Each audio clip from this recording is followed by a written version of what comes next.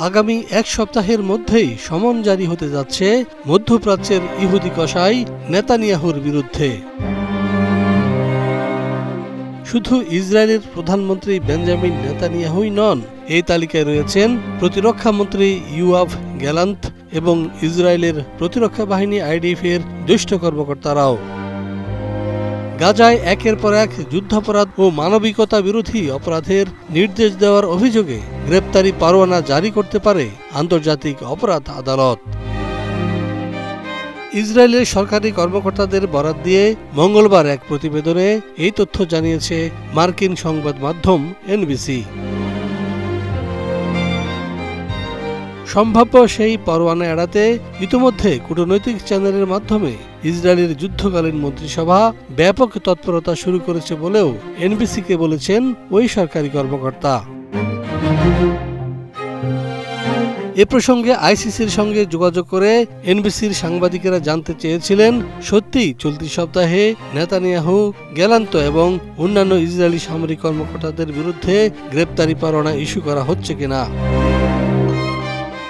জবাবে আন্তর্জাতিক অপরাধ আদালতের এক মুখপাত্র বলেছেন, আমরা ফিলিস্তিন রাষ্ট্রের পরিস্থিতি নিয়ে একটি মুক্ত ও অবাধ তদন্ত পরিচালনা করছি।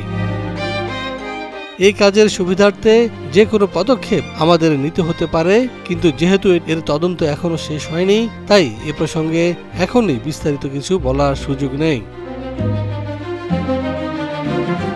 2014 সালে হামাস ইসরায়েল যুদ্ধের পর 2017 সালে এই তদন্ত শুরু করেছিল আইসিসি।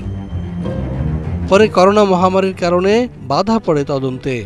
মহামারীর ধাক্কা কেটে যাওয়ার পরও তা আর শুরু হয়নি। কিন্তু গত 7 অক্টোবরে ইসরায়েলি ভূখণ্ডে হামাসের হামলা ও তার জেরে গাজায় নারকীয় অভিযান শুরু করার পর থেকে ফের পুনরুজ্জীবিত করা হয় তদন্ত কার্যক্রম। গত ডিসেম্বরে গাজা ইসরায়েল সীমান্ত ঘুরে গেছেন আইসিসির শীর্ষ প্রসিকিউটর করিম খান।